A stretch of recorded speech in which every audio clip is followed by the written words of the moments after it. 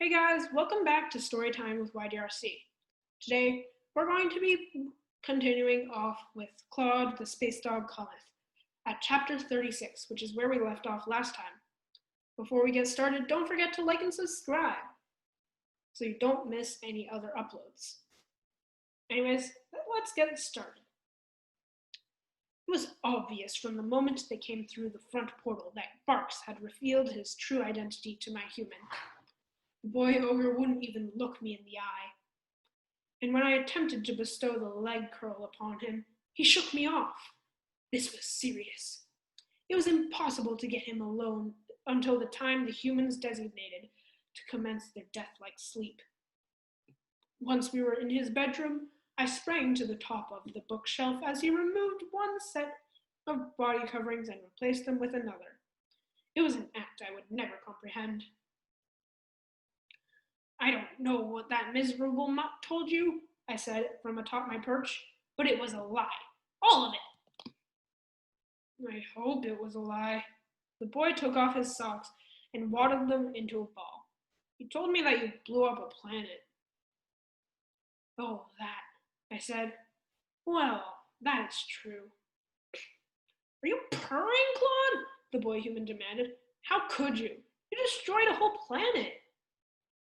Well, it wasn't like it was inhabited. It wasn't? Of course not, I said. What kind of a monster do you think I am? Well, you do talk about skinning your enemies alive a lot.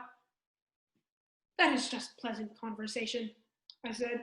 Besides, do you have any idea how many planets there are in the universe? What's one less? But it wasn't yours to blow up. Have you learned nothing about what it means to be a warlord? Everything is mine. The young ogre shook his head firmly. Well, Barks told me something else, he went on. He said you're trying to leave Earth, and the only reason you can't go is because he put a force field around the Milky Way, which is really cool, but I still hope isn't true. Oh no, Raj, I said, opening his eyes wide and offering my best look of innocence. I definitely not. I love it here on Earth. I would never want to leave. Though I was no expert in human emotion recognition, I sensed the ogre wasn't entirely convinced that I was telling the truth. Chapter 37. So how's everything at home? Mom asked when she and Dad called the next day. I didn't know what to tell them. Should I mention that the stray dog living in our house was an intergalactic canine bounty hunter? Or that our cat had blown up an entire planet? Or that Aji was hosting a dinner party for my class that was going to ruin what little social standing I had at school? Fine, nothing much is going on. Mom told me about her parasailing, scuba diving, and language classes, and she was just getting into how she'd won the lei making contest when, hey Raj, do you have any more of that kibble? I'm starving. I turned around to see Barks panting at me. Raj, who is that? My mom asked. I thought fast. It's Steve. He's over for a snack. And he wants kibble? Well, you know Steve. That's his name for granola. Anyway, gotta go. Love you. I hung up the phone. The kibble? Barks asked again. Please? Now? I poured a handful of food into his bowl. The sound woke up Wuffles, who came running to get some too. Klawde, napping on top of the fridge, didn't even move. You almost got caught by my mom, I said to Barks. Sorry, he said, his mouth full. I couldn't get over how much Barks seemed like a regular dog, except for the talking, that is. It was torture for Klawde to adjust to life here, but Barks fit right in. Could it really be so easy for him? So isn't it like a little bit strange to be here on Earth? I asked. Oh, not at all, Barks said. It's wonderful. That kibble is so delicious. May I have some more? A little bit more than that? Thanks. We dogs are used to interplanetary travel. There are so many excellent planets in the Dog Star cluster. There is Poodle and Terrier and Husky, each one different and special. Have you been to all of them? Barks shook his head sadly. I've been to many, but there was one planet I always hoped to visit. I didn't have much on it, but on clear nights you could see it twinkling brightly, way off in the black sky. Oh, it was beautiful. That is, until someone blew it up. Barks looked up at Claude, who yawned and stretched. As they say back home, he said, sticks and stones may break my bones, but a protovoltaic laser will blow up a planet. Chapter 38. My calm exterior betrayed nothing to my foe. On the inside, however, I burned with the white-hot fury of a neutron star. Nothing was going as planned. Not only was that wretched space dog still here, but the force field remained intact, and the ogre now knew everything. When I called Floofy to discuss our next steps, he was less than reassuring. Well, Lord Master, there are still plenty of cats eager for your return. The problem is that the Calico Queen has thrown most of them in prison. I don't think... Suddenly, the communicator screen filled with static, and Floofy vanished. A second later, the odious face of my least favorite feline flickered into view. General Fang. Well, hello there, Klawde, he purred. Am I interrupting your secret little conspiracy? Hiss! It is too good to see you, old friend. And my, there is so much of you to see. Fang smugly groomed his whiskers. I have a message from your queen. That ungrateful kitten is not my queen, I spat. And you, vile flatterer, are not my friend. You are a two-faced mongrel of the lowest order. Are those the best insults you can muster? Fang asked.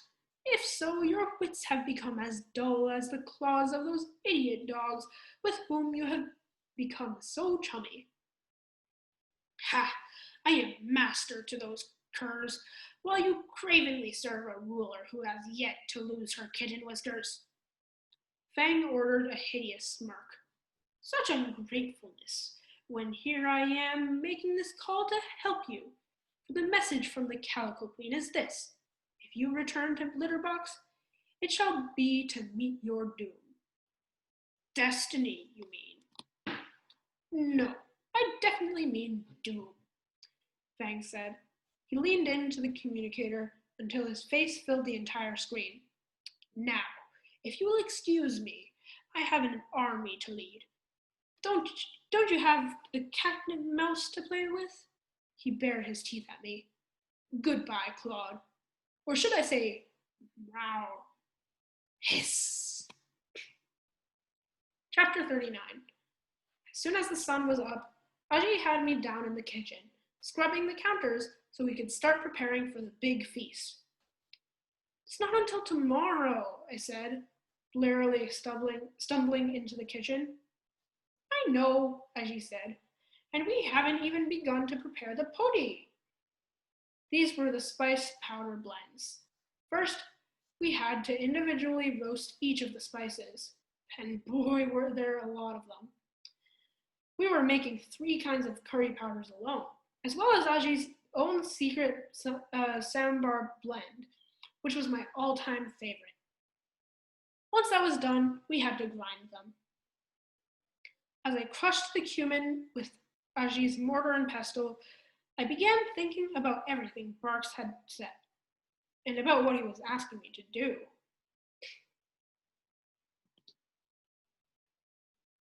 Could I give up Claude? Was he really evil? Like, evil evil? What would life without Claude even be like? And what would it be like to have a nice pet? One who actually showed me affection, like Barks. But what was I thinking? I couldn't give away Claude, no matter how many planets he blew up. And no dog, talking or not, was half the pet Claude was. He'd rescued me from a crazy camp counselor, built a space teleporter, and trained a battalion of fighting kittens. What had Barks done except a bunch of tricks any dog could do? And, putting the entire Milky Way on lockdown. I jammed the pestle down into the mortar, not wanting Claude to be punished for what he'd done. Did not wanting Claude to be punished for what he'd done make me a terrible person? I knew he was an evil alien warlord. I just never knew exactly what that meant. I looked over at my grandma. She was grating what looked like a dark brown bar of soap. What's that? I asked. Oh, don't you know? It's the most important of all spices, she said. Here, have a smell. I took a whiff. Ew, I said. It's like the world's worst BO. What is it? We call it hing, but in English you call it. Okay, I'm not gonna try to pronounce that. Aji grinned, or devil's dung. That definitely sounded more accurate. Aji, can I ask you a question? Yes, Raj. You must always grind your own podi. No, a different question. Oh, of course. What would you do if you found out that one of your friends did something really terrible? Such as a lie, you mean? No, not exactly, I said, grinding and thinking. More like they broke something of someone else's. Like they destroyed it. Well, one must always respect the possessions of others, she said, putting down the devil's dung for a moment. But possessions are just that, possessions. What is truly important is not doing harm to other living creatures, whether they are people or animals. I think Aji could see that didn't quite answer my questions. Is this friend a good person? I'm not sure how to answer that. All I can say, Raj, is be loyal to your friends as you are to your family. No matter how much we may fight or kid, we always stick by one another. That's what you do when you love someone. She smiled. Now, Maga, put a little more of that muscle of yours into the grinding, or we won't be able to have this party until your next birthday. Chapter 40. Painful as it was to admit, there was no getting around it. In order to turn the young ogre to my side, I would have to be nice to him. I was at a disadvantage, I knew. Unlike Barks, I refused to chase balls or pieces of dead trees and bring them back in my mouth. My tail was incapable of the happy, mindless wagging that so delighted humans, and I would never stoop to giving kisses. So I suggested to the ogre that we bond on an intellectual level. Perhaps, I said, we could read some of his comic books. Sure, he said. He retrieved examples of his most human form of literature and stretched out on his sleeping platform to peruse them. I read over his shoulder. What is this senseless drivel? I demanded. And who drew these crude scribbles? A week-old kitten could do better. I flipped forward 20 pages, comprehending the entire plot in seconds. Who cares about the trials and tribulations of this supposed alien? Like, they even have other furless ogres in space. And why is he wearing that cloth around his neck? Is it a giant red napkin? That's a Superman's cape, the boy ogre said. Look, this was your idea. Maybe you should keep an open mind. An open mind is a weak mind, I said. A mind should be impenetrable, like a prison. Claude. All right, fine. Yes, it is fascinating how the ogres must battle each other wearing such interesting costumes. Next, we tried watching filmed entertainment on a small crude screen down in the bunker. But if I had thought that the ogres would do better with moving pictures, I was wrong. Certainly, I appreciated the outrageous levels of violence and destruction depicted, as well as the advanced powers these super ogres possessed. If only real humans were this capable.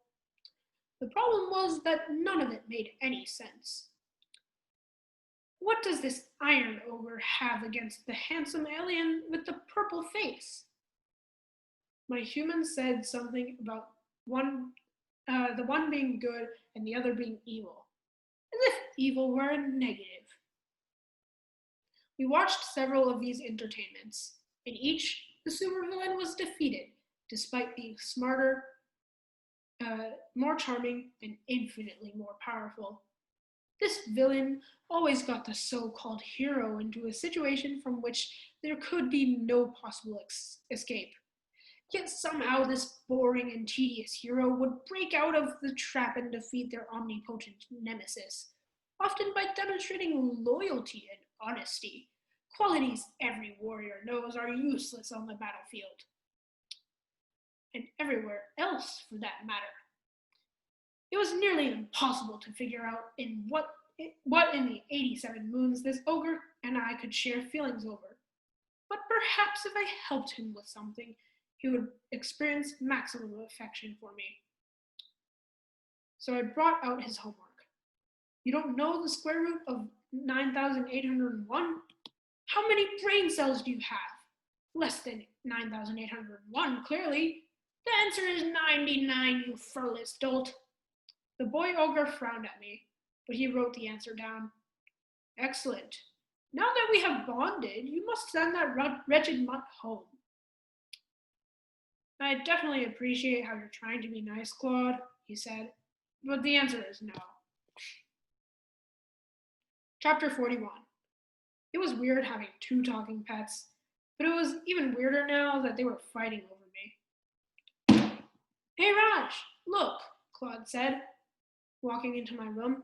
Your plastic fang cleaner. I have fetched it for you so you will have the emotion of love for me.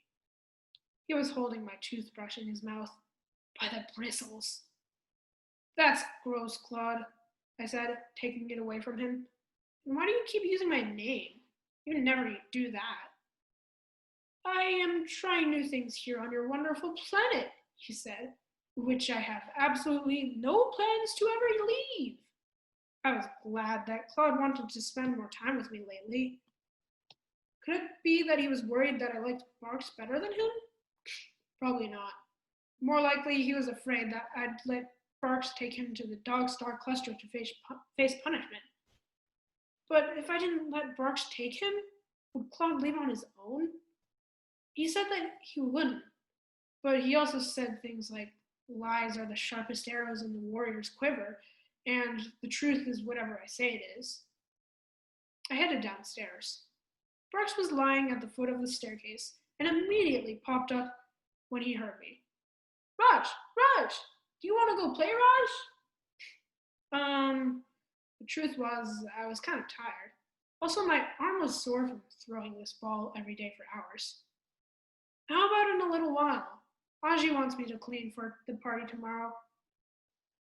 Barks sat down. Okay, no problem. I can wait. He looked out the window for a moment. Then he turned back to me and stood up, tail wagging. Are you ready now? That was like 5 seconds, Barks, I said. Sorry, Raj, sorry. I just get so excited. He sat back down, but his tail still wagged. I'd never realized how much work it was to have a dog, let alone a talking one. Is that enough time? Barks asked. Can we play now? No? How about now? Oh shoot, am I annoying you? I'll stop annoying you. Wait, I'm still doing it, aren't I? Bad dog. I rolled my eyes. You're not a bad dog, I said. Yes, he is, Claude said, walking past us in the hallway. Barks panted at me. Now? He said. Now, Raj? Ball? Chapter 42. How dreadful it was to be kind and confusing. How could the ogre not like it when I groomed his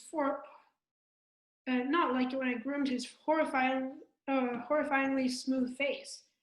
Did he think I enjoyed it? Kindness is like a game of fetch, Bark said. You throw a great big ball of love out into the world as hard as you can, and then it comes racing right back to you. I sharpened my claws on the dining room chair. That is the stupidest thing I have ever heard. Also, isn't fetch what made the ogre your master and you his pet? I spat out the word with all the scorn I could muster. Call it whatever you want. The relationship Raj and I doesn't need labels. Cher doesn't need labels. Bark said, "Hey, you're scratching the wood. You should stop that. The relationship you share is a disgrace to all advanced four-legged beings. You should be humiliated." As if, Bark said, I haven't felt so happy since I was a pup burying my first bone. He squinted off into the distance. I never did find that bone. Thankfully, my communicator rang, saving me from any further inane discussion. But I knew the moment I saw my lackey's face that something was amiss. Supreme Leader, the Loyalists are about to give up and swear an oath of loyalty to the Calico Queen, Floofy said. If you don't get that dog to take down the force field soon, the rescue ship won't ever come. Hiss. I turned to my nemesis. The ogre must make his decision. Now. At least let me have one last game of fetch with him, Bark said. At least, get it? Because Raj takes me out on a leash? If only I could beat him over the head with that wagging tail of his. Chapter 43. The day I'd been dreading, the day of my party, had finally arrived. The house was clean, the dining room table was set, and the balloons Aji had insisted on buying were bobbing around the ceiling. But even though we'd started preparations days ago, the food still wasn't quite finished. While Aji was putting up streamers in the living room, I was rolling out roti and cooking them. Or trying to. I was just about to burn another when Klawde and Barks came into the kitchen. Can we have a word? Klawde asked. Hold on, I said, plucking a roti from the tava.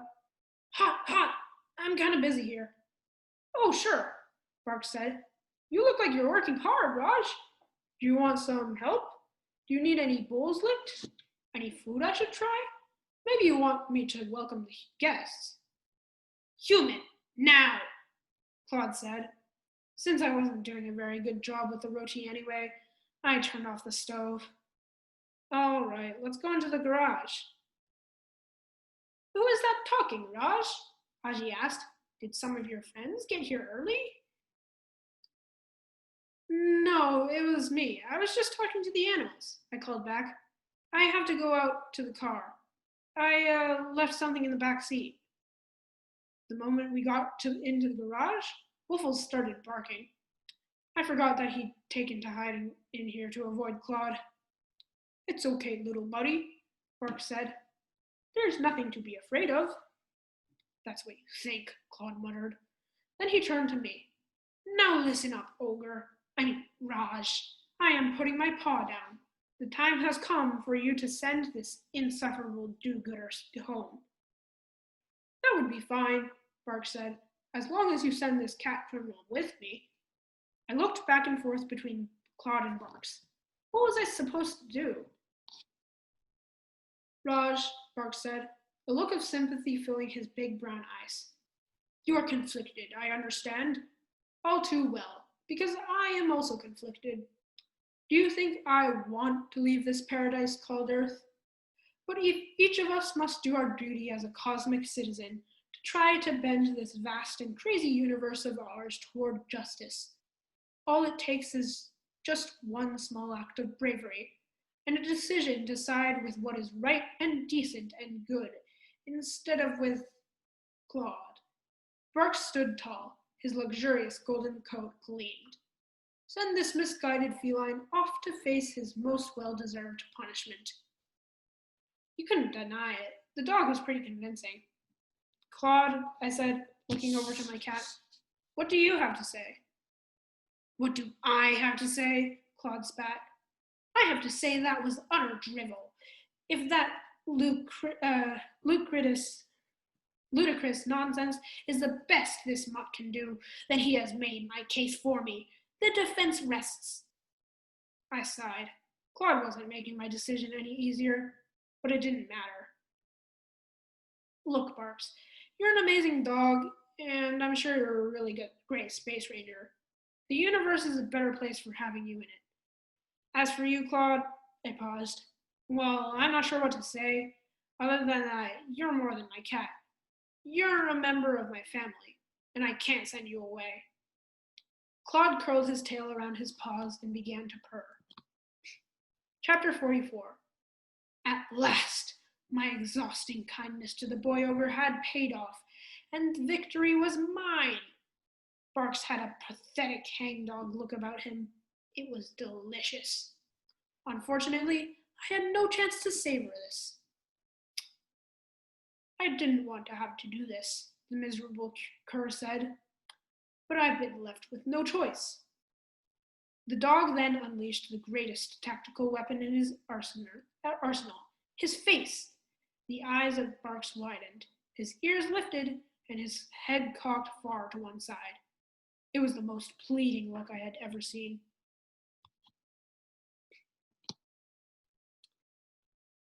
It's some sort of hypnosis, I shouted. A canine mind trick. Resist, ogre, resist. My words fell on deaf ears. The ogre was falling into a trance, mesmerized by the dog's hypnotic gaze. But then, thank the 87 moons, the intruder alert rang. Ding dong! Raj, the ancient ogre called from the kitchen. It's your first guest. Where are you? The ogre jumped as if pinched, shook his head in confusion, then headed out of the garage. Stay, he commanded, pausing in the doorway. And that means you too, Claude. Chapter 45. Oh, actually, we're going to end off here at the beginning of chapter 45. We're out of time for this episode. And before we end off, don't forget to like and subscribe so you don't miss the next episode. Bye, guys.